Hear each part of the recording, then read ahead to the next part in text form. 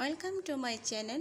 আপনারা সবাই কেমন আছেন? আজ আমি আপনাদের সামনে নতুন একটা রেসিপি নিয়ে উপস্থিত হয়ে গেলাম, কিভাবে মজাদার ঘরে বসে পারফেক্ট চটপটি তৈরি করবেন। তো ভিউয়ার্স, এখানে আমি 1 কেজি পরিমাণ ডাবলি ডাল নিয়েছি। আমি বাজার থেকে 1 কেজি এনেছিলাম, তাই 1 কেজি দিয়েই রান্না করতেছি। আমার ঘরের ফ্যামিলির সদস্য বেশি, তাই আমি 1 কেজি ডাল দিয়ে আমি আজকে চটপটি রেডি করব। চুলায় একটি পাত্র বসিয়ে দিয়েছি, তার মধ্যে আমি 2 লিটারের মতো পানি গরম করে নিয়ে নিয়েছি। গরম পানি দিয়ে আমি 1 থেকে 1.5 ঘন্টা ডাবলির ডালটা ভিজিয়ে রাখবো। গরম পানি দিয়ে ভিজিয়ে রাখলে কি হয় যে ডাবলির ডালটা সিদ্ধ হতে সময় তেমন একটা লাগে না, তাই গরম পানি দিয়ে আগে আমি ভিজিয়ে রেখে দিলাম।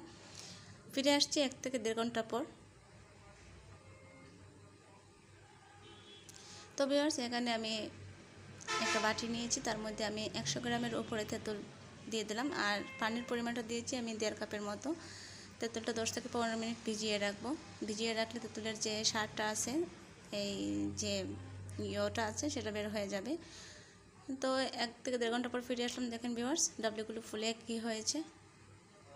তো ভালো করে বেসিনে 3 থেকে 4 বার নর্মাল পানি দিয়ে ধুয়ে নেব, ভালো করে পরিষ্কার করে নেব।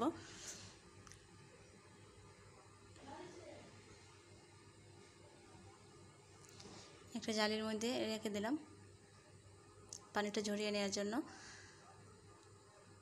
চলে গেলাম চুলায় একটি কড়াই বসিয়ে দিয়েছি, তার মধ্যে আমি ধুয়ে রাখা ডাবলির ডালগুলো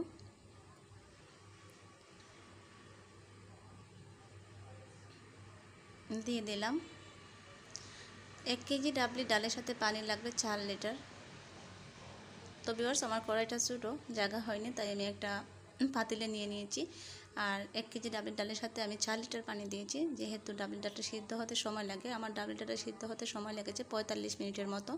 তা চুলার আঁচটা আমি মাঝারি আঁচে রেখে ডাবলি ডালটা সিদ্ধ করে নিয়েছি। আর এখানে 4-5টা আলু সিদ্ধ করে নিয়েছি, আমি অর্ধ ভাঙা করে রেখে দিয়েছি। আলুগুলো ঢেলে দিলাম, দিয়ে দিলাম 3 থেকে 4টা কাঁচামরিচ কুচি। 1 প্যাকেট চটপটির মশলা, পুরো প্যাকেটটি আমি দিয়ে দিচ্ছি। দিয়ে দিলাম 1/2 টেবিল চামচ বিট লবণ, আর দিয়ে দিচ্ছি 1/2 টেবিল চামচ মরিচের গুঁড়ো। আমি ভেজে ঠেলে আমি মিহি করে নিয়েছিলাম। আর দিয়ে দিলাম অল্প পরিমাণে ধনিয়া কুচি, দিয়ে দিলাম 3 থেকে 4টা পেঁয়াজ কুচি।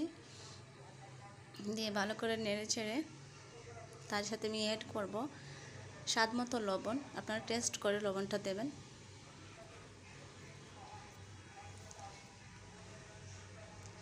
এই সব উপকরণ দেওয়ার পরে আমি 2 মিনিটের মতো চুলায় মাঝারি আছে জাল করে নেব। ভিউয়ার্স, আমার হয়ে গেল চটপটি।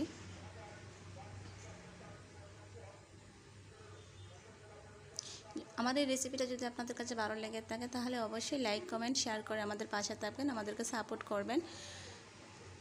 এখানে আমি দিয়ে দিয়েছি বাজারে কেনা নিমকি আমি অর্ধ ভেঙে দিয়ে দিলাম।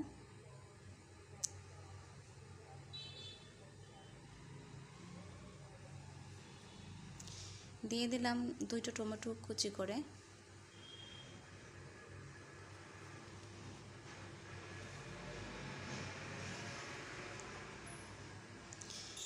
দিয়ে দিলাম 3 থেকে 4টা পেঁয়াজ কুচি করে।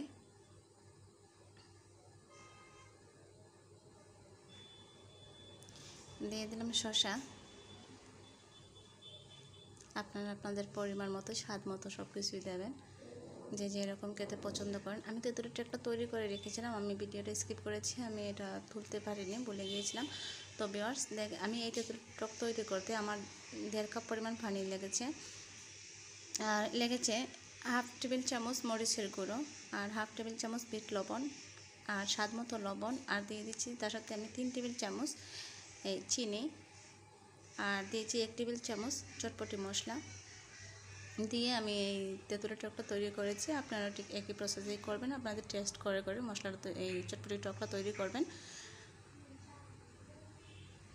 আমি এখন এই তেঁতুলের টকটা দিয়ে দিচ্ছি উপরের দিকে। আর 2টা ডিম সিদ্ধ করে আমি ব্লেন্ড করে দিয়ে দিলাম। টকটা আমার আছে, যে যেরকম টক খেতে, আমার বাসার পরিবারে যদি আরও টক দিয়ে খেতে চায়, তাহলে এক্সট্রা বাটিতে থাকবে, খেয়ে নেবে। তো ভিউয়ার্স, আমার এই রেসিপিটা আপনাদের কাছে কেমন হলো? আমার রেসিপিটা কমপ্লিট। যদি ভালো লেগে থাকে, তাহলে অবশ্যই like comment share and subscribe করে আমাদের পাশে থাকবেন। ধন্যবাদ। আবারও দেখা হবে অন্য কোনো রেসিপি নিয়ে। ততক্ষণ আপনারা ভালো থাকুন, সুস্থ থাকুন। এই কামনাই করি আমি বিদায় নিলাম। আসসালামু আলাইকুম ওয়া রাহমাতুল্লাহি ওয়া বারাকাতুহু।